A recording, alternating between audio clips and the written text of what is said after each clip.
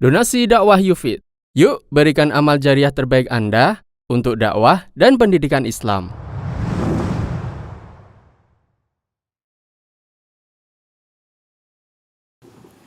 Bismillahirrahmanirrahim.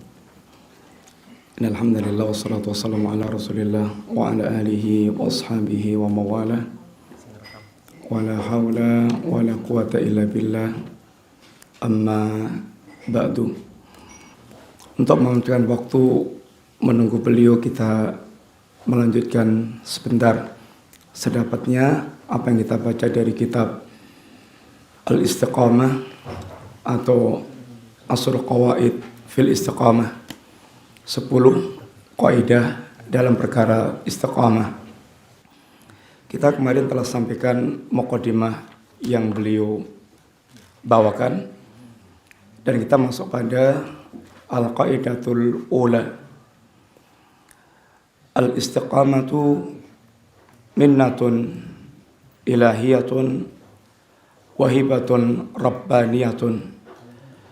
Istiqamah adalah nikmat ilahiyah dan pemberian dari Allah Subhanahu wa taala semata.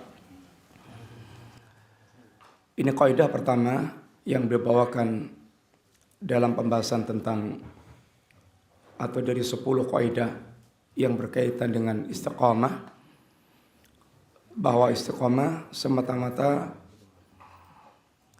pemberian Allah Ta'ala.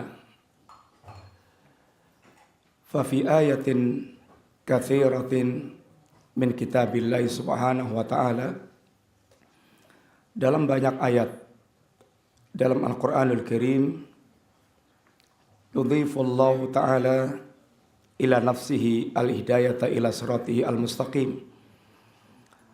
Allah subhanahu wa ta'ala menyandarkan kepada dirinya hidayah kepada as-sirat al-mustaqim. Ini semata-mata hidayah mutlak milik Allah Ta'ala. Wa annal amra kullahu biyadi. Dan semua perkara semata-mata adalah di tangan Allah, dalam kekuasaan Allah Ta'ala. Yahdi may yasha wa yudhillu may yasha. Allah memberikan petunjuk kepada orang Allah kendaki, dan Allah lebih tahu kenapa si fulan mendapatkan hidayah.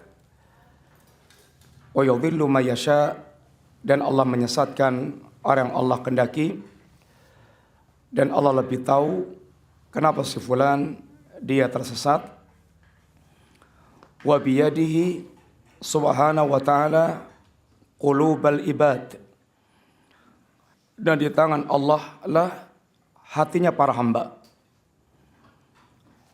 Faman syaa aqamah, jika Allah mengendaki, barang siapa yang Allah kendaki, Allah akan jadikan dia lurus di atas siratal mustaqim.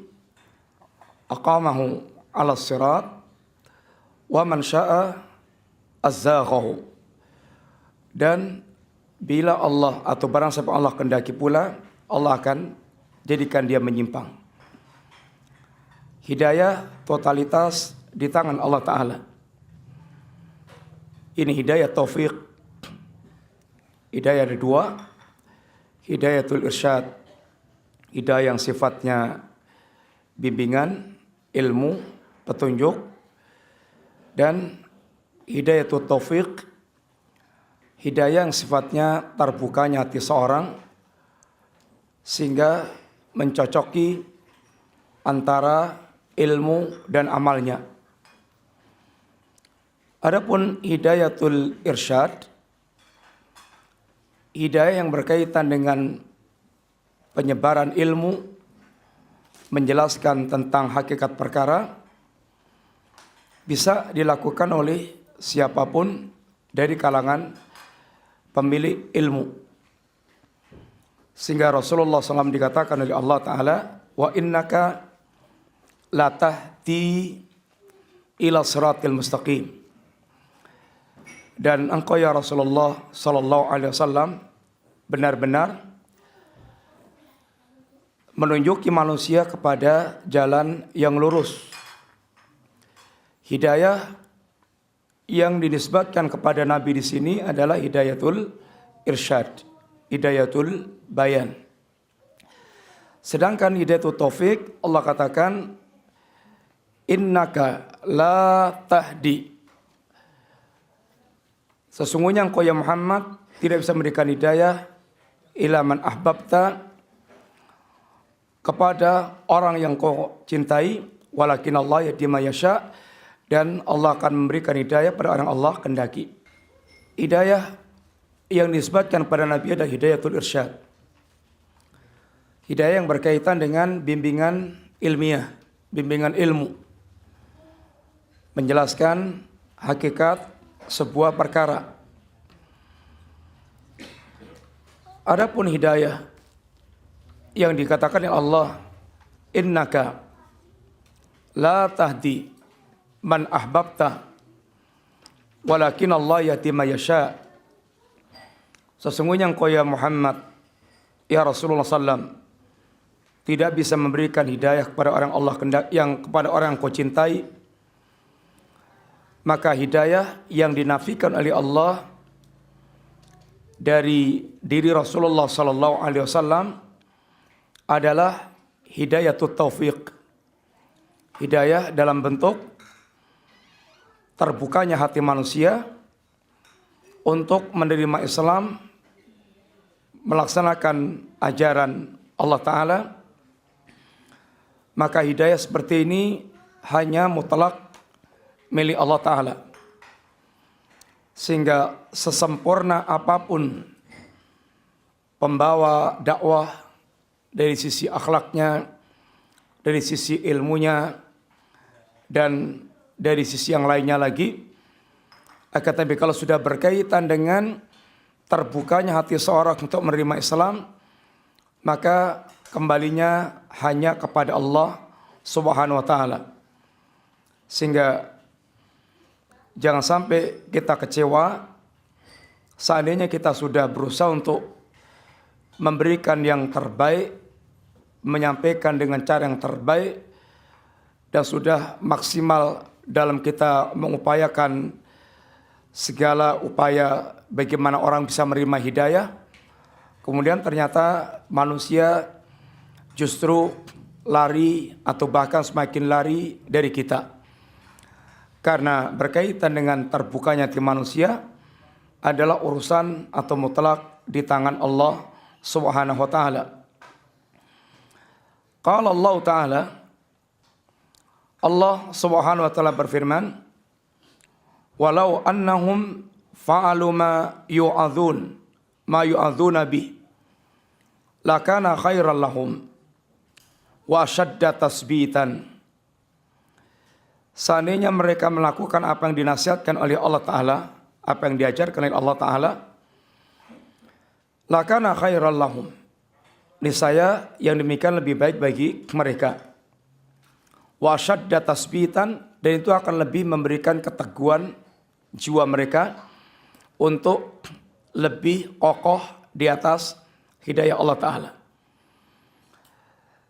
Tumbuhnya sikap istiqamah atau munculnya dan semakin teguhnya seorang di atas jalan yang lurus, di antara faktornya adalah ini fa'alu ma yu'adzun, melaksanakan apa yang diajarkan oleh Allah Ta'ala. Semakin banyak ajaran-ajaran Allah yang kita lakukan, itu akan lebih memberikan keteguhan hati kita.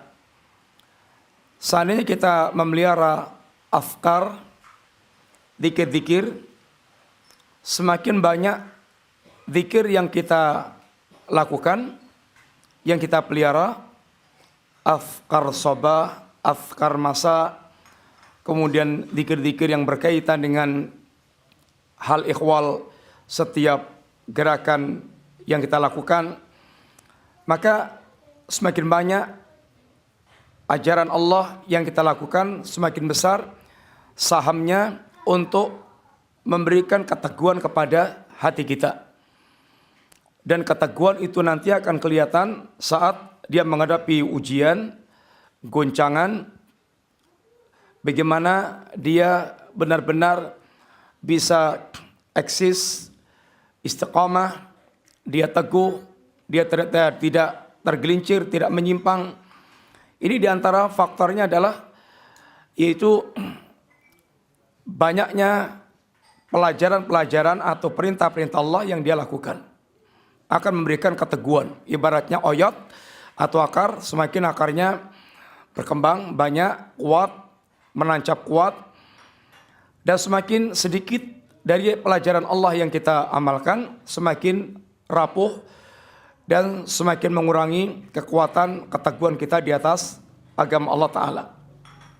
Apalagi apabila seorang dia kemudian tenggelam dalam kelalaian, kemaksiatan, meninggalkan apa yang diajarkan oleh Allah Ta'ala, walaupun perbuatan itu dia lakukan dengan sembunyi-sembunyi, dia bermaksiat dengan sembunyi-sembunyi, maka dikatakan para ulama, inna dzunubal khalawat hiya aslul intikasat. Sesungguhnya dosa yang dilakukan dengan sembunyi-sembunyi di balik mata manusia ini menjadi sumber keterbalikan hidup seseorang. Seandainya orang kita awalnya kenal soleh, Masya Allah, kemudian tahu-tahu ada perubahan hidup dalam dirinya, maka sungguhnya di balik apa yang kita pandang ada sesuatu yang mereka sembunyikan. Di antaranya kemaksiatan kepada Allah Subhanahu wa taala. Maka su'ul khatimah terkadang menjumpai orang yang mereka ini dia bermaksiat walaupun dia di balik mata manusia. Dan ini termasuk di antara bahayanya kemaksiatan, karena maksiat akan menggetarkan dan membuat hati tergetar untuk senantiasa melangsungkan ini kemaksiatannya. Sifat maksiat kayak garpu tala, begitu dia coba sekali akan menggetarkan dia, kemudian terus akan menjadikan dia tergetar untuk melakukan kemaksiatan. Selain balasan maksiat adalah ditunaikannya maksiat berikutnya. Sebagaimana balasan kebaikan, ditunaikannya kebaikan yang lainnya. Hal jazaul ihsan ilal ihsan, bukankah balasan kebaikan adalah kebaikan yang lainnya lagi? Demikian pula keburukan seandainya dilakukan, di antara balasannya adalah dilakukannya keburukan yang lainnya. Karena keburukan akan melahirkan keburukan yang lainnya. Keburukan akan beranak pinak. Wa ita latainahum min ladunna ajran azima. Dan ketika seorang dia melaksanakan apa yang Allah perintahkan, dan itu adalah kebaikan bagi dia dan akan menguatkan, meneguhkan jiwa dia, saat itulah Allah akan berikan dari sisi Allah ajran azima. Kebaikan dalam agama kita, Allah akan balas 10 sampai 700 sampai lipatan yang tidak terhingga.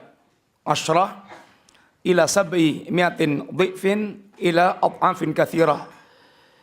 Sedangkan keburukan Allah balas dengan satu keburukan yang semisal di keburukan yang lakukan. Sehingga seandainya kemudian keburukan dan kebaikan ditimbang dan masih berat timbangan buruknya, maka sungguhnya ini menunjukkan kebangetannya orang tersebut. Karena di antara kemurahan Allah, setiap kebaikan itu akan Allah lipatkan 10 sampai 700 sampai lipatan yang tidak terhingga. Sedangkan keburukan hanya Allah balas sesuai dengan kadarnya. Ini satu-satu. Sehingga apabila kemudian direkap keburukan dia masih lebih berat, ini menunjukkan kebangetannya orang tersebut dalam memperhatikan kebaikan-kebaikan yang mestinya dia kumpulkan. Walahadainahum siratan mustaqiman, dan kami akan memberikan petunjuk kepada mereka ke jalan yang lurus. Maka kata beliau, fal hidayatu ila sirat biyadillah. Hidayah untuk seorang itu dia senantiasa di atas petunjuk Allah Subhanahu wa taala adalah semata-mata biyadillah, di tangan Allah Subhanahu wa taala. Wa qala Allah taala, fa ammal ladzina amanu billahi wa'tasamu bih.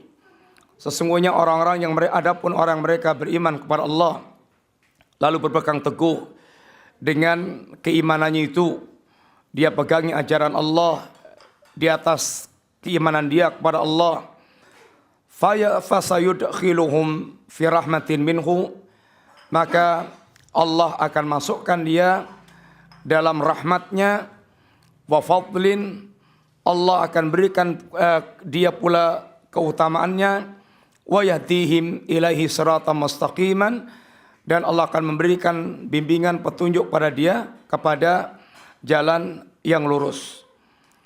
Sebagaimana pula Allah katakan, wallahu yad'u ila daris salam wa yahdi may yasha ila siratal mustaqim.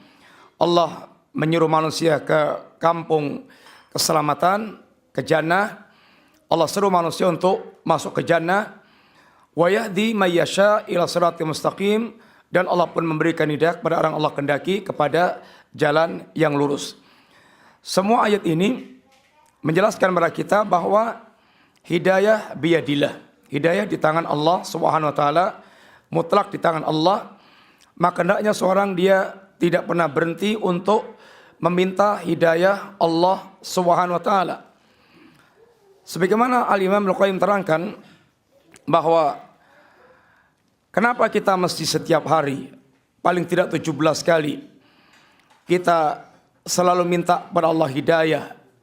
Apa memangnya kita ini dari dulu puluhan tahun berislam, belajar, kok masih minta hidayah terus? Apa memangnya kita ini masih sesat? Apa kita ini belum di atas hidayah Allah Subhanahu wa taala? Khotibillah, di antara penjelasan Al-Imam Al-Qayyim, kalau hidayah itu berkaitan dengan dua hal, hidayah ilmu atau hidayah irsyad dan hidayah taufik. Yang pertama, ilmu kita tentang Islam, kita bisa mengukur berapa ilmu yang telah kita miliki tentang ajaran Islam ini. Dan tentu kita akan bisa mengukur betapa sedikitnya ilmu kita, betapa sedikitnya ilmu yang telah kita ketahui tentang ajaran Islam ini. Sehingga seandainya kita minta setiap hari hidayah kepada Allah, tentu sangat layak. Karena kita terus agar senantiasa menyempurnakan ilmu yang kita miliki. Yang kedua, berkaitan dengan amal, ilmu yang telah kita ketahui dan hanya sangat sedikit itu, berapa yang sudah kita amalkan? Rata-rata amal kita jauh lebih sedikit daripada ilmu kita. Maka saatnya kita minta hidayah masih sangat layak. Belum bicara lagi amal yang sudah kita sempat laksanakan, berapa yang ikhlas, berapa yang mutaba'ah. Kemudian ikhlas itu terkadang sekarang ikhlas, terkadang besok tidak ikhlas lagi, atau belum, atau besok rusak ikhlasnya. Sehingga saat ini kita senantiasa minta hidayah, itu sangat layak. Ini dulu yang kita sampaikan ikhwan, insyaallah kita dengarkan sama-sama tausiah dari beliau. Mudah-mudahan Allah memberikan faedah banyak pada kita semuanya. Wassalamualaikum warahmatullahi wabarakatuh. Donasi dakwah Yufid. Yuk berikan amal jariah terbaik Anda untuk dakwah dan pendidikan Islam.